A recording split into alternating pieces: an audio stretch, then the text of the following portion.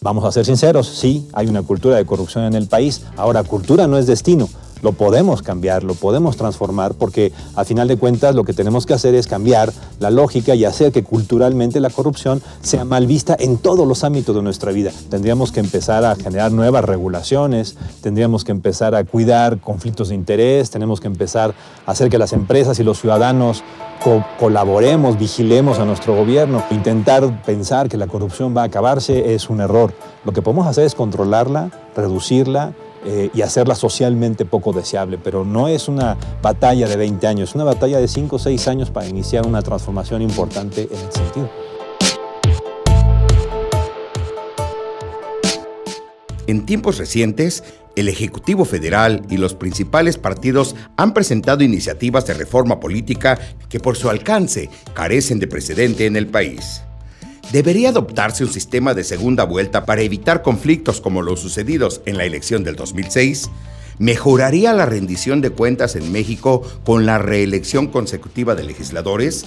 ¿Resuelven las candidaturas ciudadanas las crisis de representación política actual? Quizás el primer punto a discutir para evaluar una reforma política es definir los límites mismos del concepto. Los gobiernos tienen que hacer las dos cosas, ¿no? Tienen que ser honestos, pero también tienen que ser eficaces. De nada tampoco nos serviría mucho un gobierno muy honesto que no nos resuelve los conflictos del día a día. Un sistema de evaluación de desempeño es un instrumento técnico que cuenta con una matriz de marco lógico, que cuenta con indicadores de desempeño que intentan aproximar estos resultados. Nosotros como ciudadanos queremos resultados, sin duda queremos resultados, los mejores resultados que nos pueda brindar nuestro gobierno dados pues, sus recursos escasos. Sin embargo, también queremos que nos diga por qué está actuando como actúa, cuál cree que es la raíz del problema, cómo piensa que puede atacarse esa raíz del problema, cómo pueden aproximarse los resultados de la acción gubernamental para efectivamente entender si la acción gubernamental va en el sentido más deseable posible, ¿no? Es decir, el resultado por sí mismo no sirve de mucho en términos de rendición de cuentas. Yo diría que hay una especie de abandono para todo el nivel, todo el ámbito municipal de gobierno. En México no tenemos políticas que atiendan específicamente a los municipios más abandonados. El municipio, aunque es una vieja institución del sistema mexicano, de hecho es la más vieja, los periodos de gobierno municipal son muy cortos, es algo totalmente atípico a nivel internacional. Requerimos municipios con posibilidad de reelección inmediata, donde efectivamente en un sistema democrático podamos estar renovando y fortaleciendo a la institución local. Tenemos que avanzar en una reforma lo más pronto posible y también es necesario recomponer la integración del cabildo. Insisto, un sistema federal que tiene gobiernos municipales débiles contagia al conjunto del sistema, entorpece el aterrizaje de las políticas públicas. Por ello, pues es muy importante recuperar nuevamente el debate sobre los gobiernos municipales.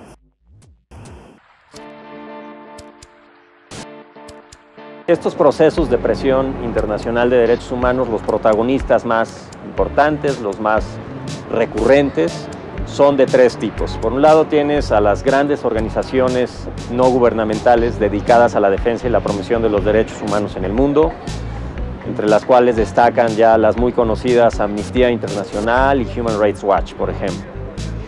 Por otro lado tienes la extensa maquinaria de órganos y procedimientos especializados en la defensa y promoción de los derechos humanos que forman parte de organizaciones internacionales como la ONU, la OEA o el Consejo de Europa, también la Unión Africana.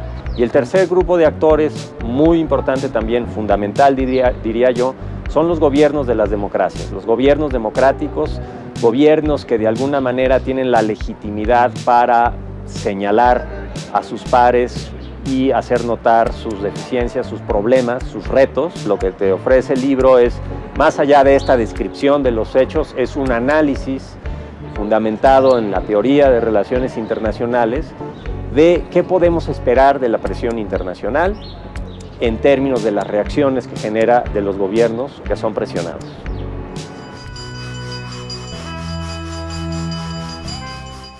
El problema es que la migración no es un fenómeno único, es un fenómeno compuesto por 5 componentes.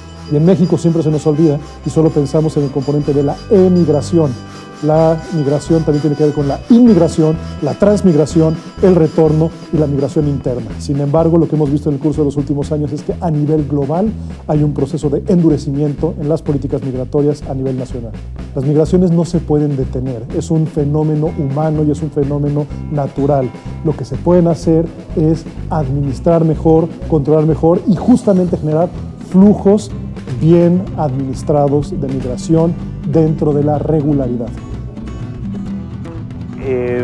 Hay una agenda mexicana en términos de la cuestión migratoria y hay una agenda estadounidense. No tenemos realmente una agenda compartida.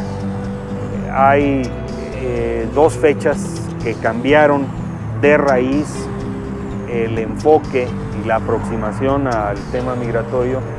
Uno, el 11 de septiembre de 2001 y 2, el 15 de septiembre de 2008. El primero en materia de seguridad, el segundo en materia económica.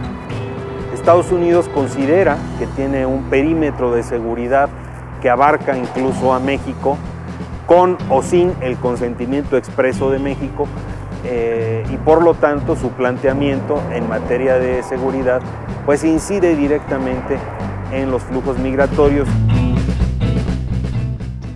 Nuestra economía es una economía que ha pasado por etapas de apertura, de tal modo que el día de hoy en América Latina y en el mundo es una economía de las más abiertas. De hecho, los aranceles son bastante reducidos en términos del comercio de bienes. En el comercio de servicios, la economía mexicana aún no logra el nivel de apertura que se requeriría para tener una verdadera competencia económica.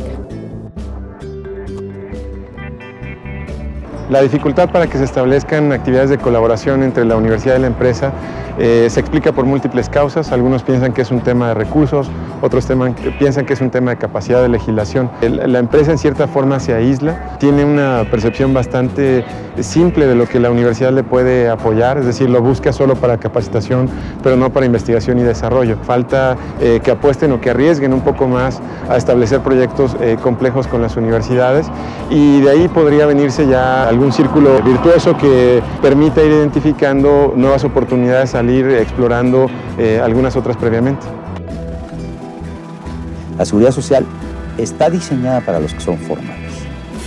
En respuesta a esto, lo que se propone es que todos tengan acceso a la misma seguridad social por el simple hecho de ser mexicanos. Es una propuesta bastante innovativa, algunos países europeos la tienen, es discutible, tiene sus pros y sus contras, pero en general el resultado neto siempre es positivo. El reto es ver si puedo homologar a todo el sistema de salud en una sola institución o los dejo como están. Los retos son: ¿cómo voy a garantizar una buena calidad de salud? 2, ¿cómo voy a garantizar que los estados gasten bien y no sean opacos? 3, ¿cómo voy a garantizar que esto no se convierta en una bomba sindical? 4, ¿cómo voy a garantizar el financiamiento a todo este esquema? Porque va a costar mucho más de lo que hoy gastamos. Y 5, ¿cómo voy a garantizar que todos tengan acceso igualitario tanto a pensiones como a salud? México es un país que ha avanzado de manera significativa en materia de transparencia. La mayoría de los análisis que se han hecho sobre las comparaciones de los sistemas de transparencia con países latinoamericanos demuestran que México ha hecho avances significativos en materia de normatividad, en materia de instituciones y en materia de operación. Sin embargo, todavía hace falta cuidar ciertos detalles de la operación de transparencia, y esta es la parte fundamental donde tenemos todos que centrar nuestra atención, en la parte operativa y en cómo hacemos el derecho de acceso a la información homogéneo en cada uno de los rincones de este país. El problema más grave que tenemos en el país es la calidad de la información que reciben los ciudadanos. En un gran número de casos obtienen la respuesta a su pregunta, pero es información que no les responde, que no les sirve para el propósito que ellos están buscando. Y esto crea una especie de desencanto generalizado en el ciudadano que ejerce el derecho. Lo más importante de una política de transparencia es que al final del camino el ciudadano tenga la certeza de que hay no solo un derecho garantizado en la ley, sino un procedimiento y un conjunto de mecanismos institucionales para que ese ciudadano obtenga información sobre su gobierno y tenga la certeza de que esa información es completa, es actualizada y es veraz. Con esta colección, el CIDE difunde elementos académicos y los integra a la discusión y comprensión de temas, retos y dilemas actuales, así como para dar sugerencias de políticas, diseño e implementación de soluciones en problemáticas específicas. Estos títulos buscan estrechar el vínculo entre los proyectos de investigación sobre los temas de coyuntura e impacto realizados en el centro, con el público informado y con tomadores de decisiones.